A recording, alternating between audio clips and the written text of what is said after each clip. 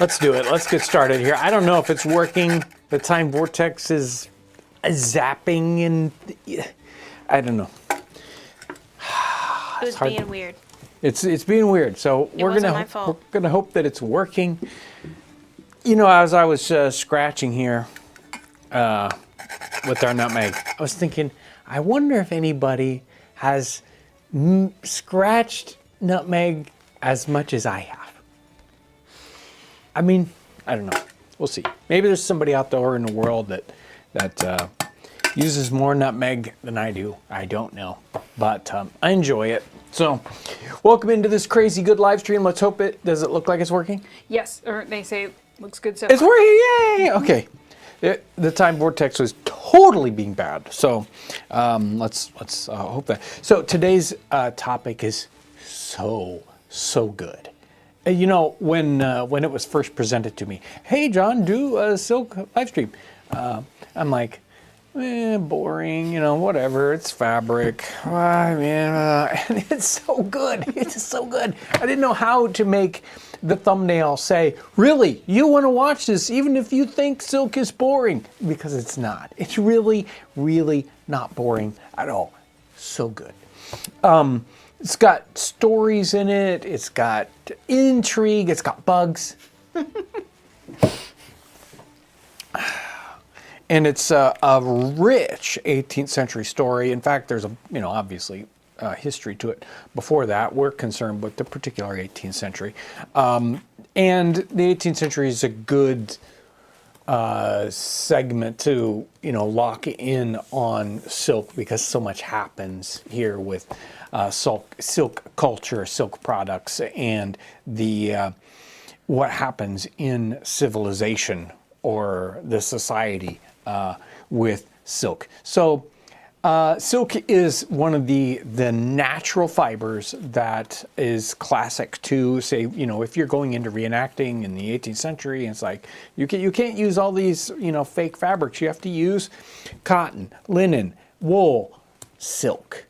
And we don't think about silk that much because we're presented mostly with things like cotton fabrics, wool fabrics, and linen fabrics, cotton being the main one, even though it wasn't as popular in the 18th century. It's an inexpensive fabric today, and it is one that was used in the time period. It was starting to get much more popular.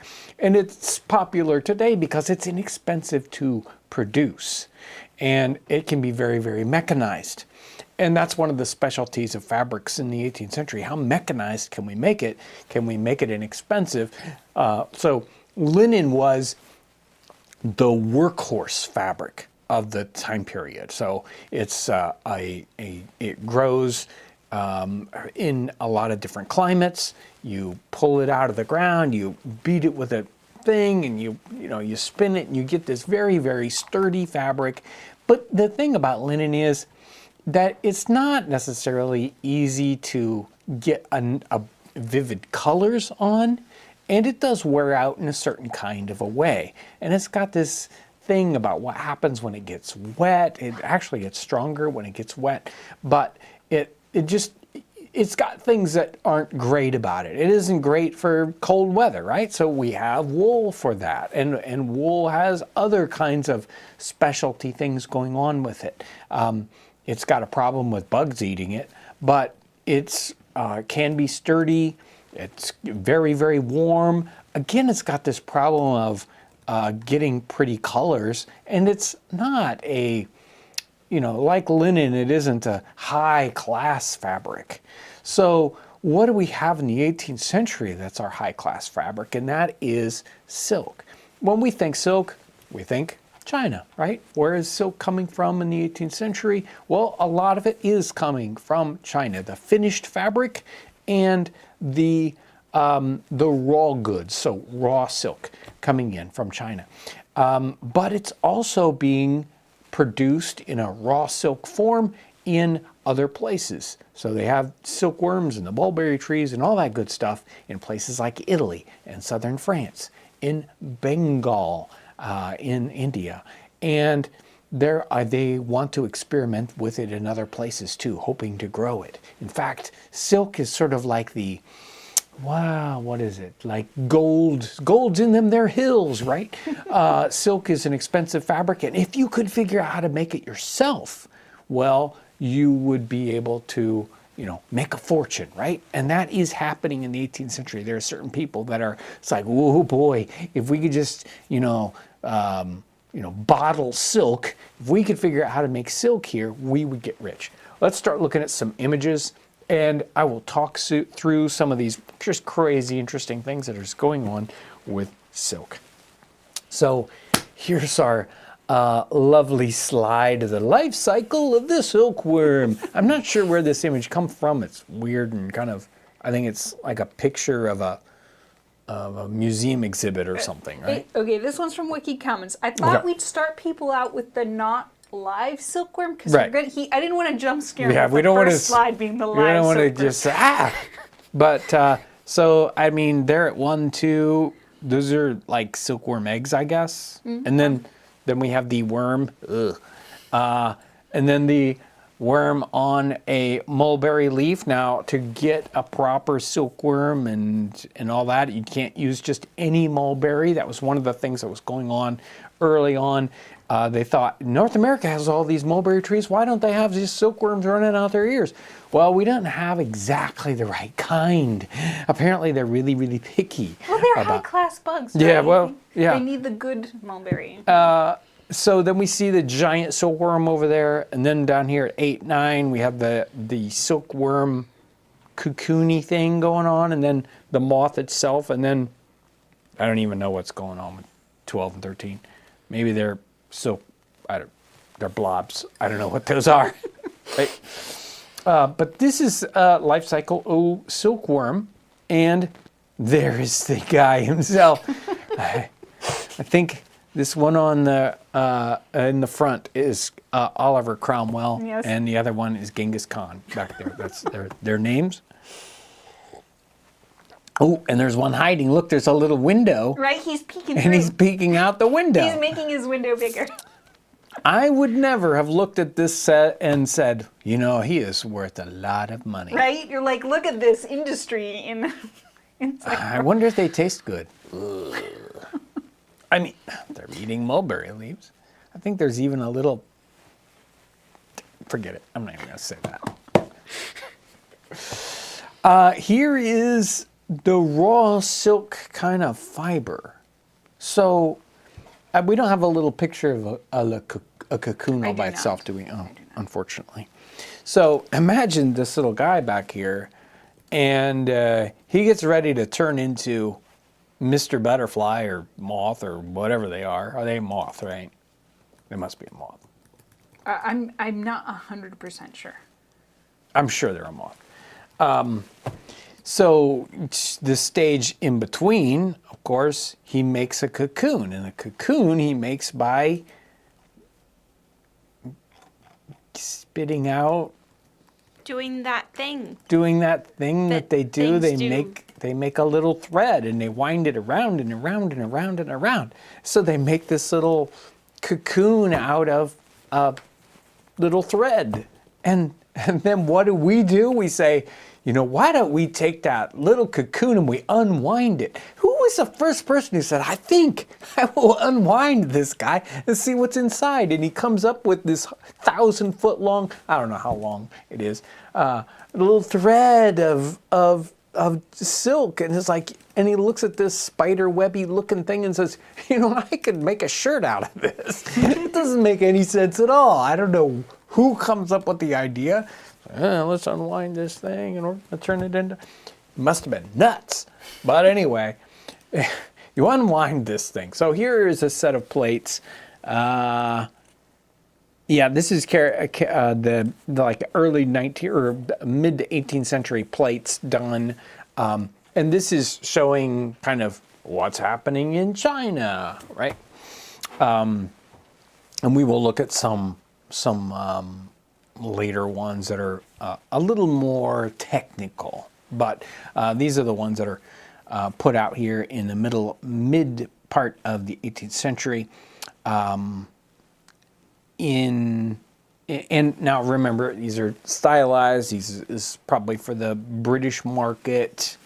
So, you take these images for what they were in the time period. Did the artist actually go to China and see it being done? Probably not. Probably made up, 80% of this in his head.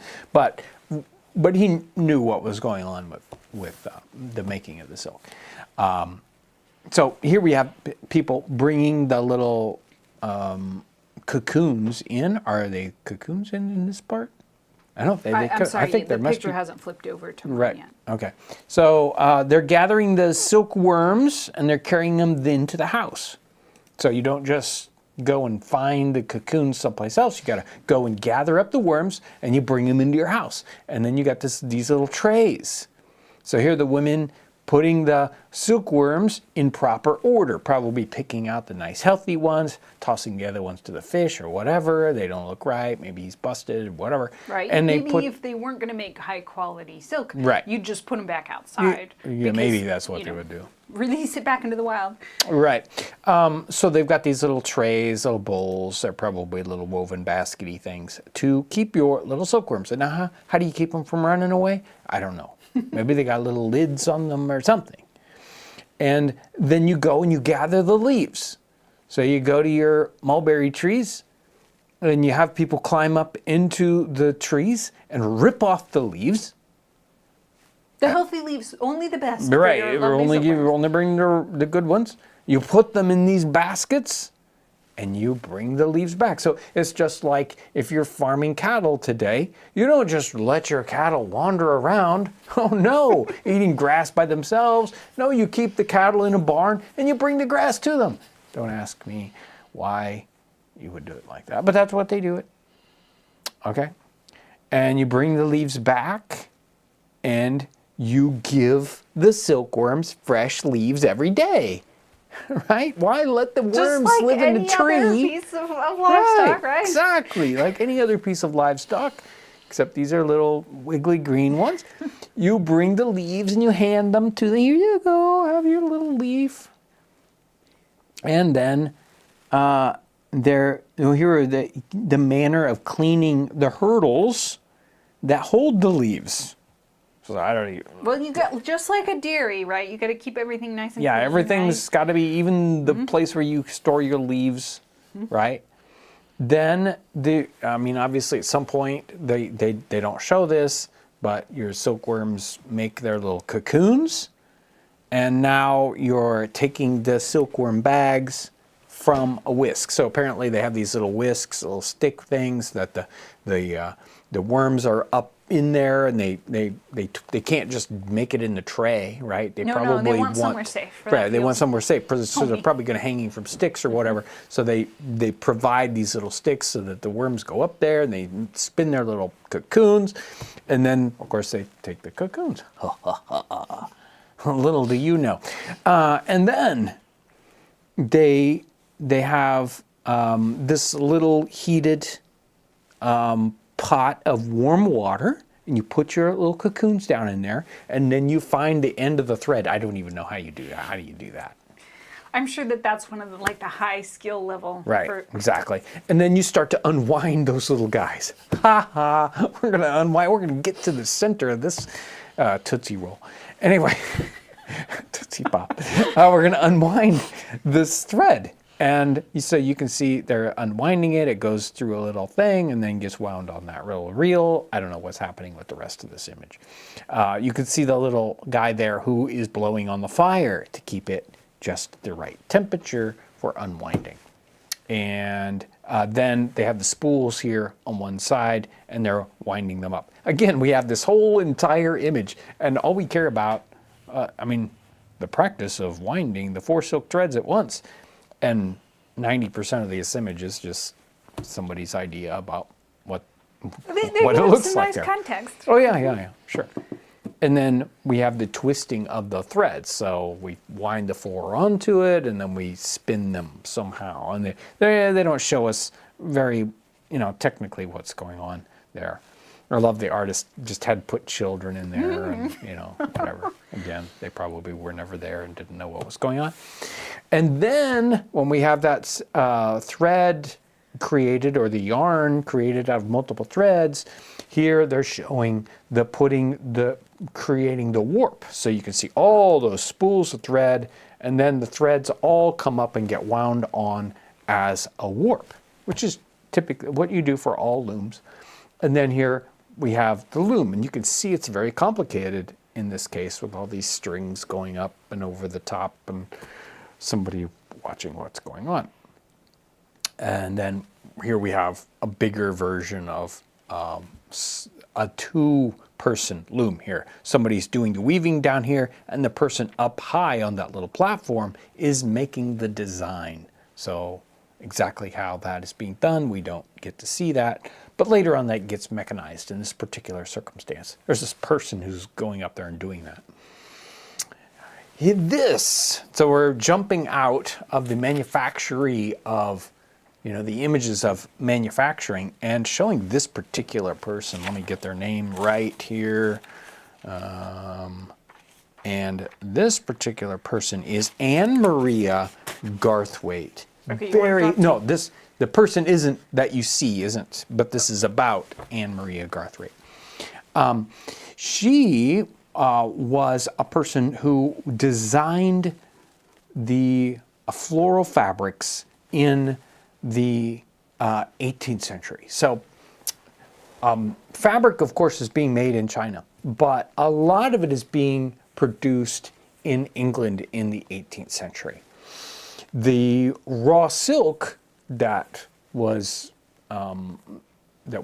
being woven wasn't being made in Great Britain at the time. They were buying either raw silk from China, or they would buy raw silk from Italy, or possibly from Bengal, where the East India Company was having raw silk being produced. And then some of that just finished woven fabric would come to Great Britain, but they were also weaving that in Great Britain, and it was a big industry.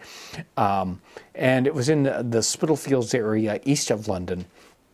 They had a bunch of weavers. A lot of them were people that were escaping out of persecution in France in the 17th century. They came to Great Britain and settled all in that area, and so there was a big silk industry right there. And where did these designs come from? So I don't know who was designing the fabrics early on, but in this time period, in our 18th century context, in comes Anne Maria Garthwaite. And fascinating story, she never gets married. She's born in 1688. She starts to get interested in fabric design in the early part of the 18th century. She even starts to write or put together a little book of designs in the 1720s that she kind of titles Work by Other Hands, and she starts studying design. And her sister gets married. She lives with her sister. Her sister gets married. Her sister's husband dies sometime in, I think, the 1740s, somewhere in there. No, 1728, maybe 1728. And they move from York to the Spitalfields area, and she actually starts to get involved in the designing of the fabric. So she does watercolors, and she knows what the designers need for their designs, and she starts making designs, generally in the kind of French style of the time period. So, and then later on, she kind of comes up with her own feel, and as designs change in, say, the 1740s, and people don't want those kind of plain, weird, kind of stylized floral designs, she starts to really take on some of the new concepts of what people want in their botanical designs, kind of a viney look. She becomes one of the main designers of fabrics in that time period, of silk fabric specifically. And silk was done differently in the 18th century than say the wools and the linens were. So the weavers would just make those kinds of goods, woven goods, up on spec. They would know, people want this kind of fabric or that kind of fabric. But the silks were so expensive that they were generally woven on commission. So somebody would say, I want a particular fabric. Somebody would design it, they would weave it up, because it might take weeks and weeks to get a loom set up just to do a normal design. So like 4 or 5 weeks to do a complicated design. And that's before you started weaving it. So you wouldn't just make this up on spec. You would know people are going to want this design. She would come up with the designs, people would weave it. And you can see here in this particular slide, one of her designs. And this is one of the fabrics of her design. And this is specific, this is in the Met. You can see that this is a waistcoat front. It wasn't probably woven like that, but embroidered. She did both woven and embroidered designs for people. And the dress here in this image on the other side is also one of her designs. This is probably one of the earlier stylized French designs. And then this is more of a 1745 design. She continues to be really big in the field until her last design in the 1750s. And at one point she was doing as many as 80 designs in a year. So she had, over her lifetime, over 1,000 designs. She kept track of them, who they were from. So these are the records that we have. It's just an amazing idea here. We have these, this is some of the French, more technical images of the silk industry. And here we can see this person on the left-hand side. She's got those little cocoons in the little water bath. She's unwinding them. They go up and they get spun here on the side. You can see some gears, and it kind of just moves the thread back and forth so it all winds up properly. But and then you can see the machine, kind of top-down view of that. And here are some of the spinning apparatuses, so you can make thread, and a complicated loom design for doing some of the brocades in silk.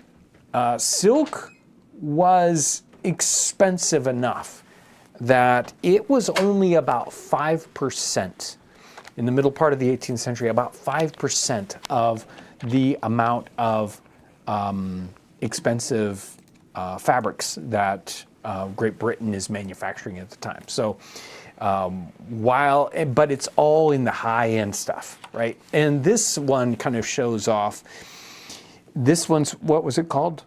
Purple shot? Yes, purple shot. Purple shot. So this is gray, but it's got such a 3D look to it, that they decided that the fabric itself was what they wanted to show in this. So it doesn't have any embroidery, it doesn't have any fancy, it's just this very, very interesting silk, and it's the full suit made with that. There are tons of things being used here. Even people who are of lower means would have silk, available silk things, like maybe just a silk ribbon or a silk scarf. This person obviously isn't, a poor person, but this is in fact the artist's wife here. But here she has a silk veil, and of course the artists are showing off sometimes in their art itself. Can I show off just exactly what silk looks like? Not an easy thing to do. A lot, because Right. light's hard to convey, and the subtlety of the sheen of silk, you're like, Yeah. no, the artist is doing such an incredible job, and he's showing it in here. You're seeing it in the veil, you're seeing it in the fan, you're seeing it in the mitts she's wearing, and in the lace. So, each with a slightly different texture. Yeah, amazing, amazing. Another thing about silk is that it takes colors. Unlike some of those other ones, it's easy to dye, and it gives you extremely vivid colors. So it's one of the reasons why it was an expensive fabric. Look, I could make this super pretty, right? So here we have people dyeing silk specifically. Silk is used in many, many other things. So here's a flag made of silk, and silk does something that other fabrics just do not do in the wind. And it's strong enough that you can use it that way, even in the out in the weather. Right. Amazing. You can do here. This person's doing high-end embroidery, and she's also wearing silk, and even the little. You can see the it's probably a reticule, like a little handbag that's on the little workstation that she has, and even the little bands are probably silk coming off of that. If you look closely, the ribbon around her neck is silk. The little flowers in her hair are probably made of silk, as well as a lot of the trim on her silk dress.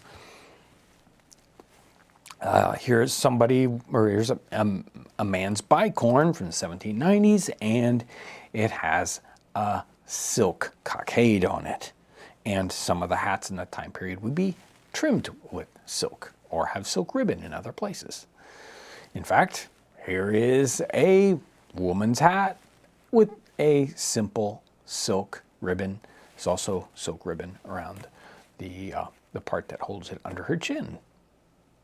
Look at all these. A small pouch or bag like a reticule. The tape inside the tape measure is made of silk. A little silk covering for a pin cushion. Maybe you can't afford a silk dress, but you can afford a small piece of silk to do other things with. An embroidered purse, silk mitts, and a fan with silk fabric on the outside of it.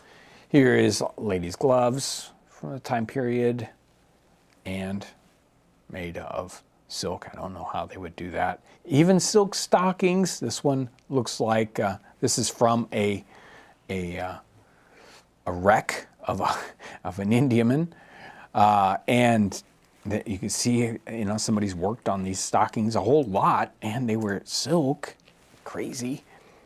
A corset. Now, this is underneath. This is an underneath garment, and yet it's got silk. It's got silk ribbons. We can see closely at that. It also has silk work or embroidery, figured silk here on the outside of it, and the fabric itself may have been silk from the 1830s and 40s or 1730s and 40s. This image is of Extravagance. This is an image of a scene from a play. And it's a play about a young woman who is being very extravagant with her spending. And we're seeing that displayed in this image. She has all kinds of little expensive trinkets. She has a pet lemur. She has silk, has on this extravagant silk gown. And these are apparently the people that are coming and talking to her are relatives, maybe she doesn't know, disguised as people that they're trying to, show her that she's being extravagant or investigating I her actually extravagance. don't know how the play ends. Yeah, so we don't know how it ends. They're in the process of tricking her. Mm-hmm.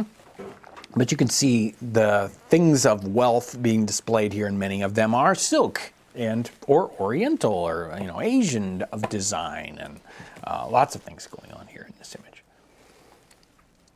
And these are lemur, just because we were talking about exotic pets. Just there. Last week. Let's chop out for a second. And Lauren, you want to jump in? Sure. So let me get to my super chats. Hold on just a sec. Okay, so first super chat, mandatory carry, silk, a very useful material in so many ways. I'll definitely watch this one twice. Thank you.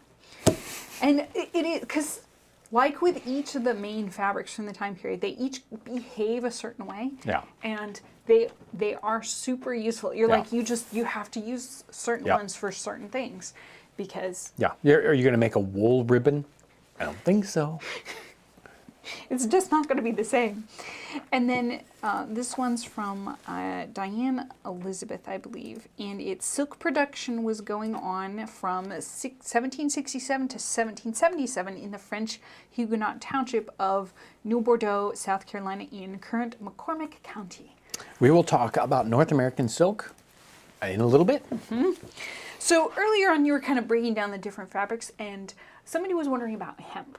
Because they were using it for rope, and we do see a little bit of them mentioning Yeah, hemp. it's it would be even a lower class fabric than linen. So it's fustian is sometimes kind of it's like a rough linen, and it might be mixed. They might do kind of a mix with linen and hemp, or hemp and cotton possibly. You certainly see that sometimes today.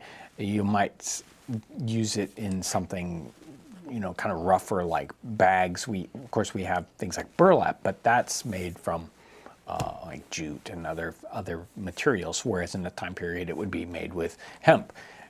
You might have a tent or an outer tent. They would like to do different layers, and the outer part might be hemp, because it was a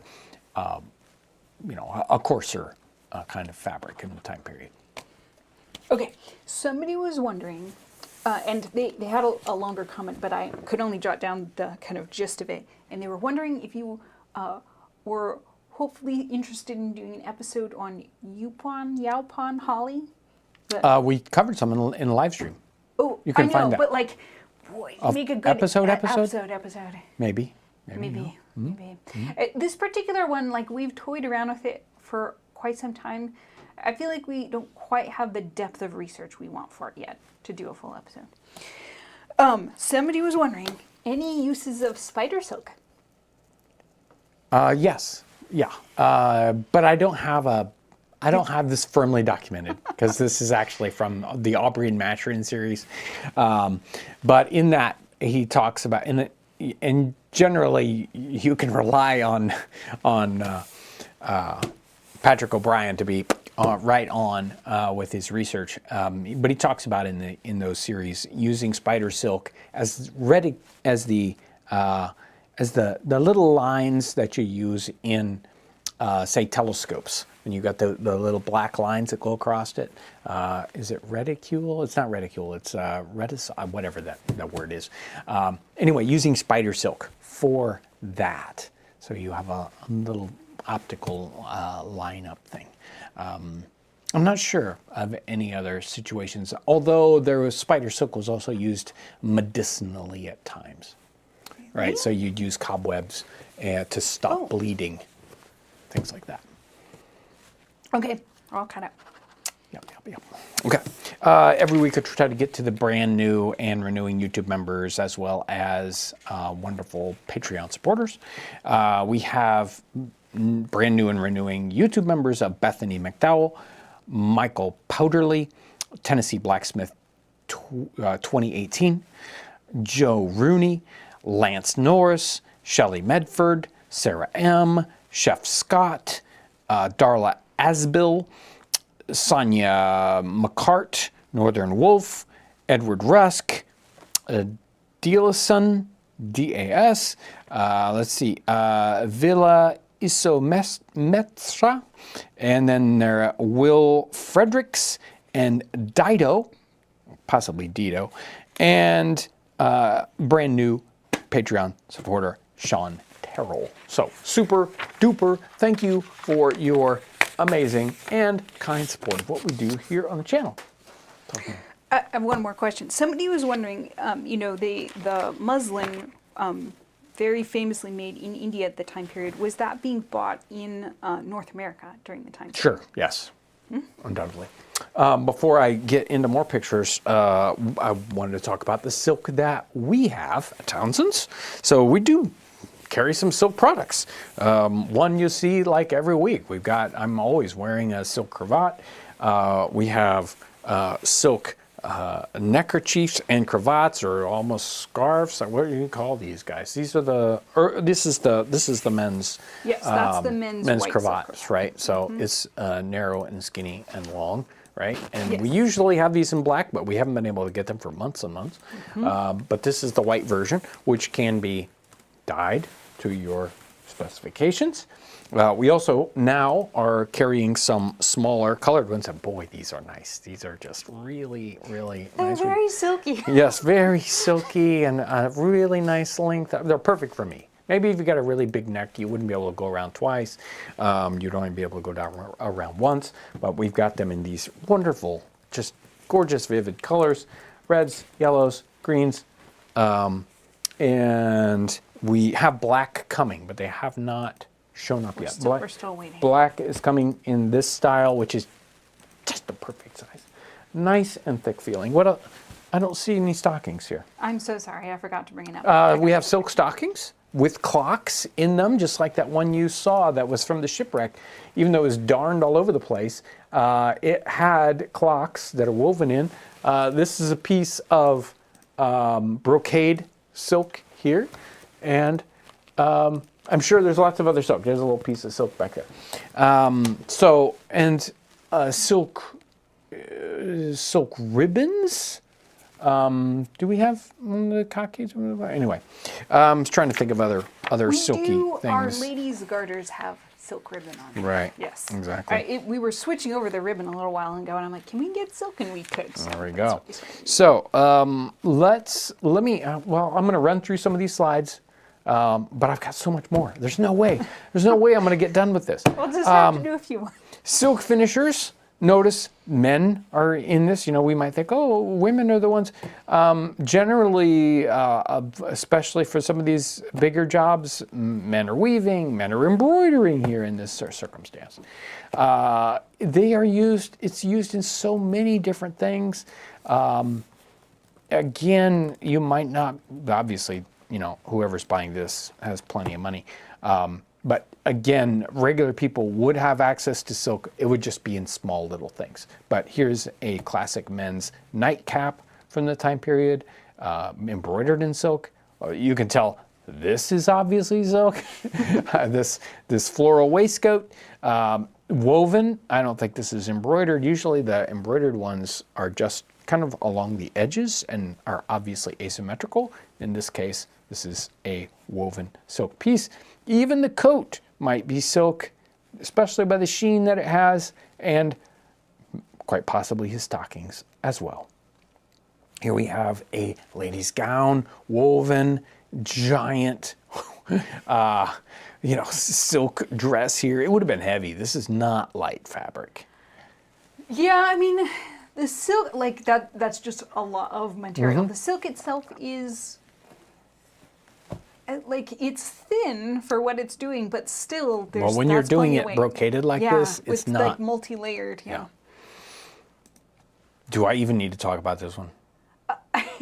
No, this one, almost certainly embroidery, right? Because of course it is Yeah. asymmetrical. Right. And But, I mean, I deeply don't even- impressive. Yeah. If I don't know how you slightly get through the doorway. Like, you have to turn sideways. That's the reason why it's not completely round. You'd never be able to go anywhere. You'd get dressed, and it's like, well, I can't even leave the room. Silk ends up, on a lot of shoes, ladies' shoes specifically. In fact, there's a whole treatise on how the uppers of shoes should only be out of silk and thin leather. So, from the 18th century. We even have kind of sandally things. I mean, they're the high-heeled shoes and mules here, but these little low-heeled things, that's weird. That is just weird. Very unusual design. That's why Yeah. I dropped them in. I'm like, you do not Just see kind of sandal strange. look very often. So Men's silk. Now this is a kind of lounging around the home banyan. Not something you'd necessarily wear other places, as well as a matching waistcoat. What a strange combination! But there it is.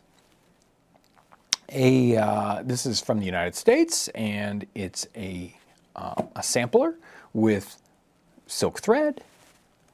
And here is, just like we saw in the lady's hair, these are basically artificial flowers made from silk ribbon. And a satiny, silky, yellow. Oh, but they managed to dye this one a vibrant color. Right. Letter case from the time period. Now, sometimes we have our threads are mixed. They're using a lot of metallic threads and silk threads together to give you different kinds of textures. It's very, very interesting. Here is, I don't know, Skyros? Let's call them pillows and other silk embroidered objects of our time period. A fan or a screen. Sometimes they might call them a fan when really it is a sort of a, you just hold this up and Yes, shield to yourself keep from your the fire. face from melting. Help, I'm melting.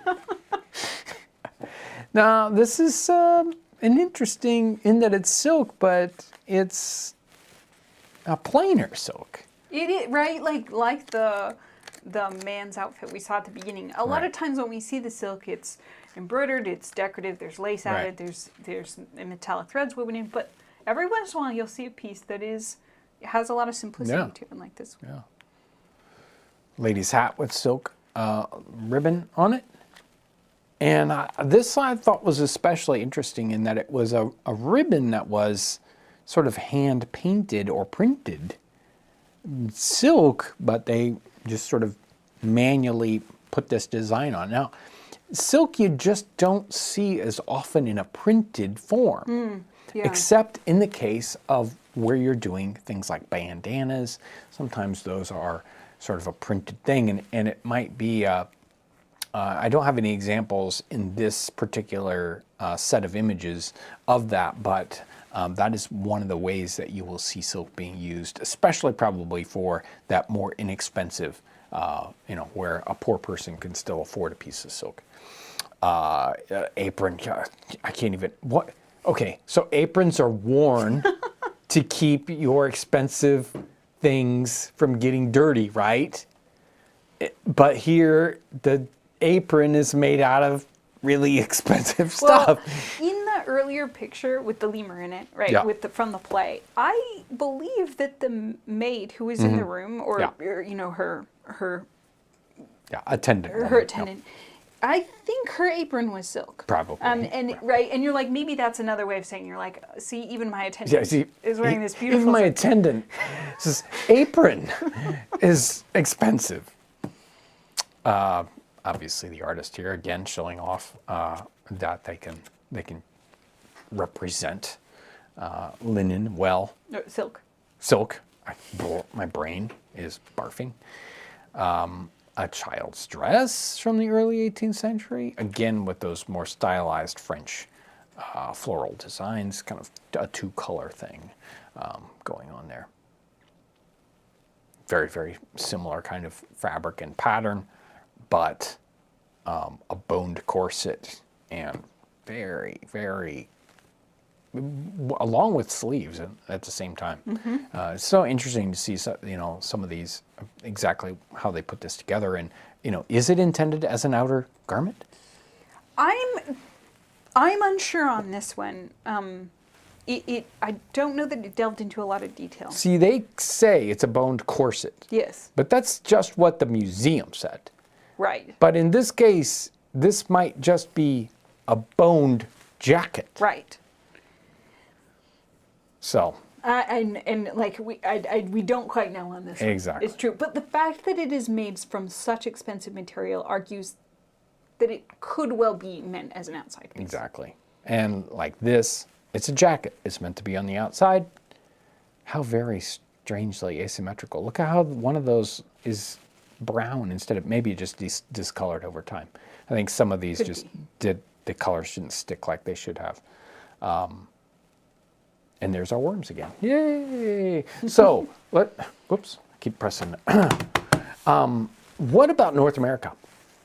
So, specifically here in the early part of the 18th century or latter part of the 17th century, the East India Company wanted to replace the raw silk that they were getting from Italy. They wanted another source of supply, and so they brought some of the technology that they stole from Italy to Bengal to have raw silk being produced there to be imported into Great Britain to be woven into silk.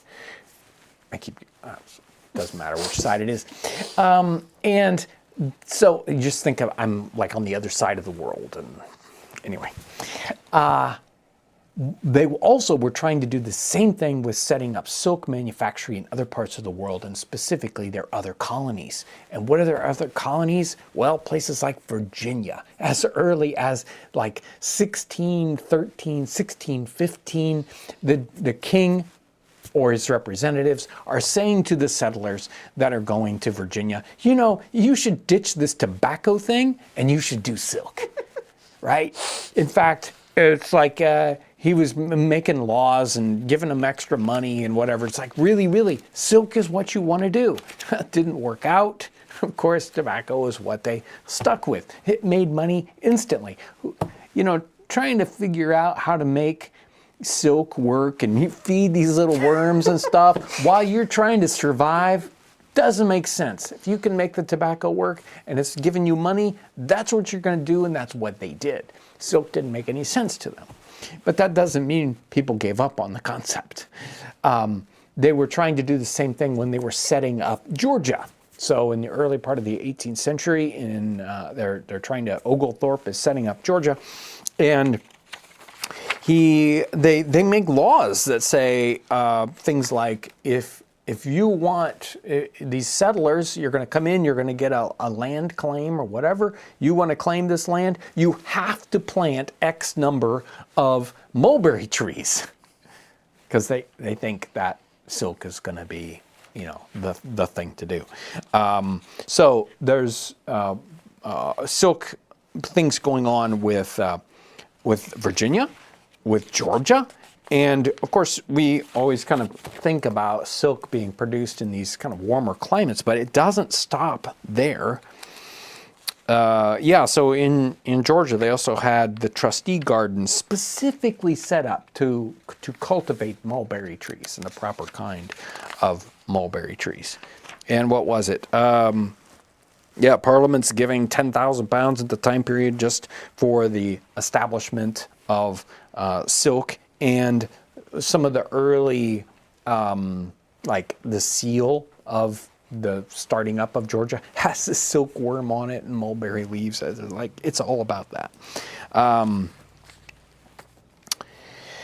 And they were certainly having some profitability with that. South Carolina, Eliza Lucas Pinckney, which is related to the Harriet Pinckney Horry cookbook that we talk about sometimes on the channel. She's specifically trying to do doing silk and silkworm. That's South Carolina, and there's a bunch of records. She was keeping specific records about trying to get the silk going on there in South Carolina. And what about places like Connecticut? You would never think, like, silk production, Connecticut? No.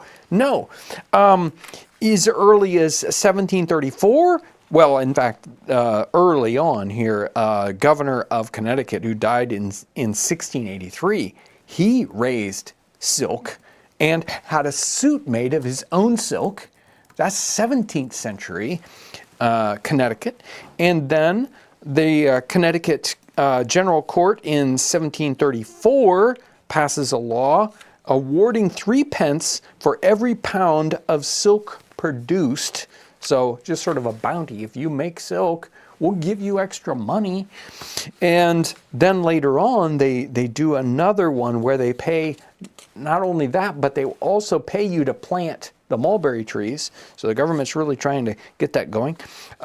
Nathan Aspinall, horticulturist, is planting mulberry trees in nurseries on Long Island, and then he moves and starts doing it in Mansfield, in New Haven, Connecticut, and raising and distributing silkworm eggs to his customers. And he brought the first silkworm eggs specifically to Mansfield in 1762. And Mansfield goes on to be like the leading silk producer in Connecticut. So weird. In North America. Now, that's not saying that they competed much with all these other silk producers in the world. It's like, there's America's silk supply, and, you know, here's everybody else's, but that's all right. This one is crazy. So Ezra Stiles is president of Yale College from 1778 to 1795. It's a long time, but he is a silkworm nut. He's a silkworm nut. He loves his silkworm.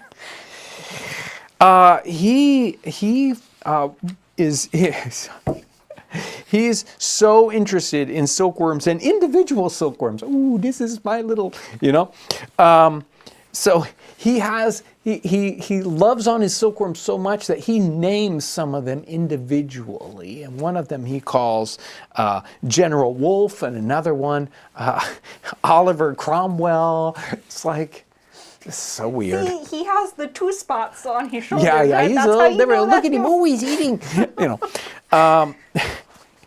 And he gets so interested in other people doing it too, that within the church, and especially in that kind of time period, Yale was specifically there to educate pastors. That's what Yale was all about.